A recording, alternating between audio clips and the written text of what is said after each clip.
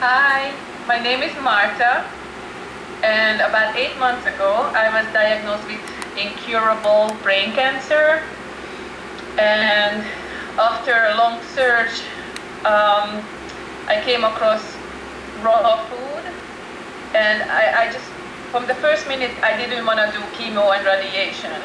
So I found Arnold's Way, and I moved in with him for 30 days, and he showed me what to do, what to eat, how to heal myself. And I've been a raw foodist ever since. Now it's been 8 months. According to my doctors, I should be pretty much dead or dying, but actually I'm feeling very, very good, and I'm still amazed every day how just by eating the right things, how it's changing my life.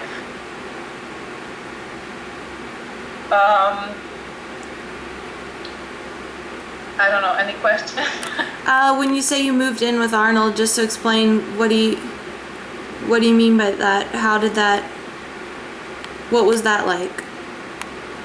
Oh, at first it was, wow. It was a big change. Like, I was just going through a big brain surgery, and after they told me that I have only months to live, like, my life really was upside down. And Arnold was the nicest person to me. Like, it was the best thing ever could happen to me, that he took me under his arms, or wings, how you say, and he was tough with me, like tough love, but that's what I needed at the time, because I wanted to eat, like I was eating before, but he kept me on a very low fat, raw food lifestyle, and he put me right away, like, not gradually went on it, but right away, since my case was so serious. And it was tough and rough at first, but after a week it became easier, until my body was detoxifying, and it was just, Arnold was there for me from the beginning to the end. Like, he treated me like a queen, really, and he believed in me, he believed that I can heal. And like, my closest friends in New York, they were not there for me. They couldn't understand why I'm refusing chemo and radiation. They told me that I'm completely lost my mind after my brain surgery, and I just didn't find support with my closest friends. And it was very hard for me, because it's not enough that I had a brain surgery and I got diagnosed with incurable brain cancer, but I needed some support system, and I didn't have it. And Arnold was my biggest support system, and I'm very grateful to him. How did you come to him? How did you hear about him? When I was diagnosed, actually, I had a hard time reading at first, so I looked up YouTube videos, because I couldn't just read articles, because my eyes were, after the surgeries, I couldn't really read. And in the YouTube video, I came across Megan Shiro. She also had a brain surgery too, and she also found Arnold. And because of her interview, and she was talking about Arnold's Way, that's how I looked up Arnold's Way, and that's how I found him. So that's why I'm happy to make this video, because maybe next time somebody, in my shoes, that they get diagnosed with brain cancer, they go to YouTube and they gonna look it up, and they're gonna find Arnold through me. Because if it wasn't for Megan, who did the video, I don't think I would have found Arnold. Wow, so you found his video, and then you moved from New York to Lansdale, and and just came down and saw I him? called him up. I called him up, and right away, after speaking 2 minutes, he told me to come move in with me for 30 days. I'm like, really? You don't even know me. But basically that's what I did, because I really needed a place and a help. I was just crying for help. And in New York, my closest friends and everybody I just couldn't find what I was looking for. And at Arnold's, I found it. I find a fewer. and they gave me so much love and attention, which I needed desperately at that time. How soon did you notice results with the 30 days? Or I think after 1 week, but the first week was like not so good. I didn't feel that good. I was still dizzy a lot, after a brain surgery. I was still doing very good, but my body was going through detoxification. How you say it? Yeah, I guess you heard that. A lot of my body was cleaning out all the stuff, and I didn't feel very well. But after a week, I started to notice that I have more energy. I felt healthy, and I just felt good. And I just kept going. I just wanted to keep going, because I said, "Why? If after a week I feel so good, then, I just really was looking forward to do it more." And now it's been 8 months, and I'm still doing it, and I'm really feeling amazing. Did you stay with him for just the 30 days, or how did you? Yes, only for the 30 days. He actually told me to stay longer, but I was determined to go home and see my family. They live in Hungary, and at that time I haven't seen them in many, many years. And they were worried about me, and I just said that Christmas time was coming up, and I said I'm gonna go home for Christmas. How did they react to you refusing medication? Well, they were pretty upset with me too. They wanted me to do chemo and radiation, and they couldn't really understand what I'm doing. And I told them, that I did a lot of research, and I found out about chemo and radiation, that it actually causes cancer. My doctors said that chemo and radiation would not cure me. If they said that maybe 50-50 chance they give me that it can cure me, maybe then I wouldn't think about it. But right away they said that it would just prolong my life. They would have given me 2-3 years with chemo and radiation. And basically they buried me. And that's when I did a little research, and I found that chemo and radiation, in many cases, it causes cancer. And I asked one of my oncologists, how you call it in English, that my question was that isn't chemo and radiation causes cancer? Like, within a few years, maybe, it gives me a secondary cancer. And I never forget the answer. She told me that, if I were you, I would not worry about that, because you would not be here for that long. Like, she said that I'm basically Buddha's dad, and she said, even if you get a secondary cancer from chemo, I would not be there for that long to see that.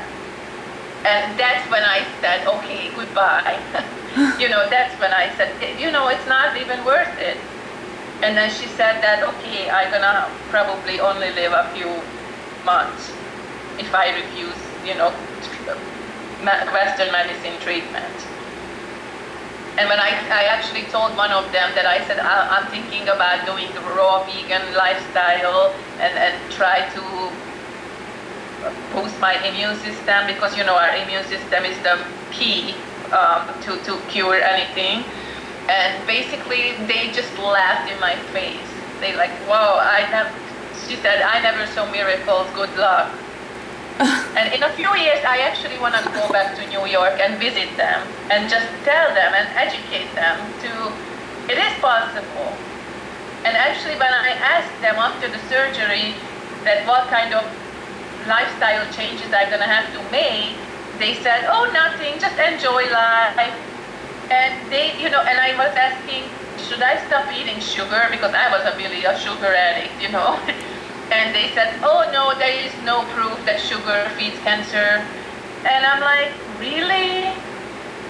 And I'm not a doctor. I never even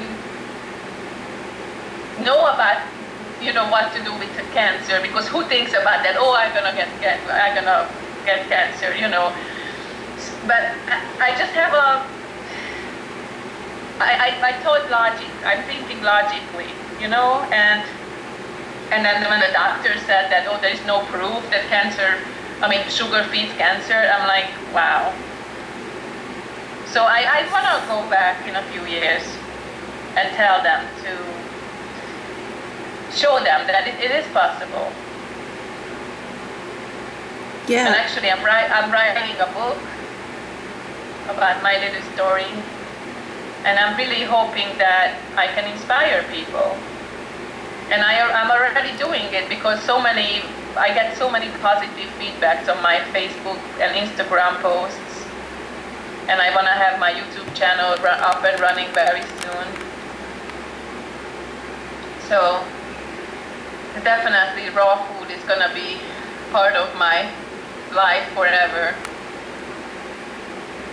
What was your diet before? I'm actually, for the past 7 years, I was almost vegetarian. Like sometimes I would, like once or twice a year, I would eat meat, but mostly I didn't eat meat. So I thought I was eating pretty healthy, but I actually ate a lot of sugars. Like I was a sugar addict. I could eat all day. I could eat salads and cooked foods without meat, like vegetarian meals. I thought I was healthy, but then I really messed up with the sugar intake. I ate so much sugar because I worked such a long hours. I had such a long days, and I was studying to become an opera singer. So I had just a crazy busy life.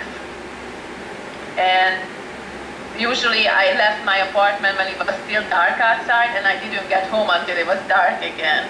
And then, late night eating is the worst. And of course I ate late night because that's when I got home, and that was my routine to eat and then fall asleep with a belly full, So that's very unhealthy. And what's your lifestyle like now? Your diet? Well, it's nice. Very good. In the mornings, usually I either juice or make a big smoothie. And if I can't make a smoothie, then I eat fruit, lots of fruit. For lunch, I usually make a big salad. And I don't make a big fuss about it. Like whatever I have home, I cut it up. I don't use any vinegar because that's not good either. So I just put lemon juice on my salad. If I want to make it like special, that I put a little fruit in it too. I know that some people say that it's not good to mix up vegetables and fruits, but I don't know. I'm just not there yet. Maybe when I'm doing it a few years, I'm gonna figure this out, but I'm not there yet. And then dinner, I eat another salad. Like if I make a big salad, then it's gonna be leftover for dinner. And lots of fruit throughout the day. Lots of fruit. I try to eat not too much nuts because Arnold said that it's not good for me until I heal. He wanted me to do a low-fat, raw vegan lifestyle. So I'm trying not to eat a lot of nuts, but sometimes I tend to eat nuts a lot, but it's okay. And I try not to eat after 6 o'clock. Because at nighttime when you sleep, your cells are regenerating themselves. And if you eat late night, then all your energy goes towards your digestion. And your cells not gonna get regenerated.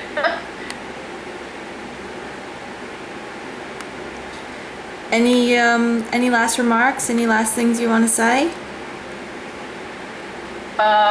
Yes, I want to say to everybody, whoever tries this, first, it's very hard to get on this lifestyle because, I mean, everybody's body is different, but my experience was, and what I hear from stories from others, that they do it for a few days and they don't feel well and then they just give up. But don't give up. Go at least for a week. It doesn't matter how hard it is, but your body getting rid of toxins, and that's why you don't feel well. But if you get through that point that you're doing it for at least a week, then you're gonna see results and feel very good, and you're gonna thank yourself later.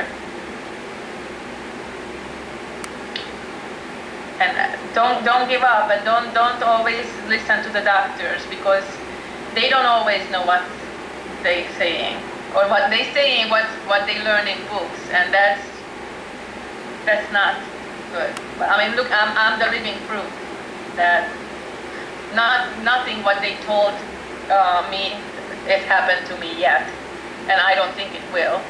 They were trying to scare me into keep doing chemo and radiation by saying that within 6 months I'm gonna be in wheelchair